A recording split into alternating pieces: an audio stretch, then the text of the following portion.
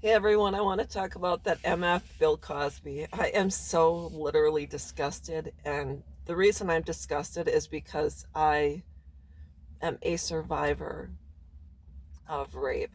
It's, we can label it assault, sexual assault, and sugarcoat it, and like the military puts it, military sexual trauma. I'm telling you right now, I understand. And the reason I understand is because I was brutally raped when I was 19 years old by a fellow soldier while serving on active duty. And he had, quote unquote, stalked me prior to that. And he came into my barracks room a number of times with the master key for while he was on CQ, charge of quarters. And finally, when he got me alone outside of the barracks, it happened. And I put it away for many years, did not talk, did not come forward. A year after he raped me, he went on to brutally rape another woman, in which he used a knife and threatened to kill her. And he served a number of years in prison, but by the time I told it was past the statutes, I told they have recently, within the past couple of years, found him guilty of my rape as well, added it to his file, and he will never, my rapist will never receive military benefits regardless of his claims. So is that is that I mean is it something? It's something. Knowing that my rapist served time in prison for a subsequent rape, does that give me a little something? Yeah, a little something. But for Bill Cosby, an admitted rapist, and a man admitted to using drugs, to rape women and multiple women, and I'm sure there's many more victims out there.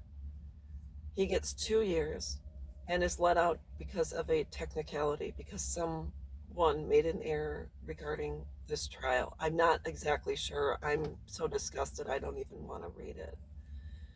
But the one thing you'll notice about this situation with Bill Cosby is kind of similar to what happened with mine when I finally faced my rapist in court. The Bill Cosby's, or sorry about that, my rapist is married, is currently married. I don't know how long he's been married, but his wife actually showed up in court with him. And my rapist had a female lawyer who sat beside him and called me a liar. So, but what you noticed about Bill Cosby prior to him getting released was that his wife stood beside him too. And everyone says, how can she do that? Well, there's a level of comfort in that. There's a level of comfort because that person, the wife, spouse, will say, well, they never raped me, they never harmed me, so it's hard to believe. And I can imagine that it's difficult to believe. But you'll notice Bill Cosby being released is surrounded by people who, by women, men who are cheering and raising their hands, and Bill Cosby's out. But who's missing from the equation is his wife, Camille. She was not present when he was released from jail, and she was not present when he came home. Can you imagine her, the feeling that her husband was being released from prison? I can't even.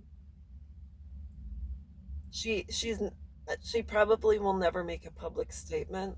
She will probably never speak about this. And the reason being is because she will never divorce him. And the reason she won't divorce him is because he probably has never raped her. That's the only laurel she can sit on at this point.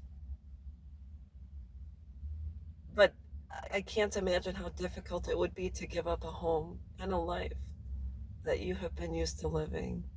It happens in any situation where there is domestic violence, sexual assault, etc.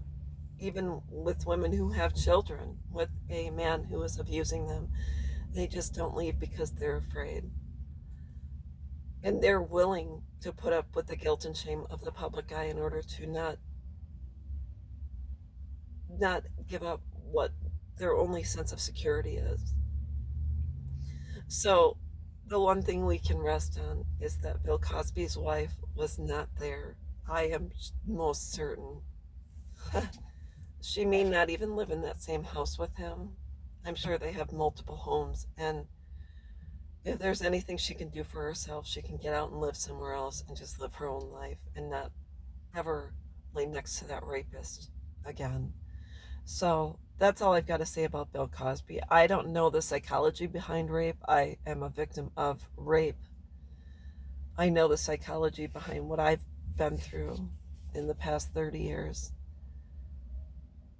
I won't go into it now, but I take some sort of comfort knowing my rapist served time in prison, will never get military benefits, because had my rapist been receiving military benefits when I came forward with my claim, he would have been able to have been charged in a military courtroom the way he should have been many, many years ago. So, although I can't change the past, I can be of support for other people who are going through exactly what I've gone through.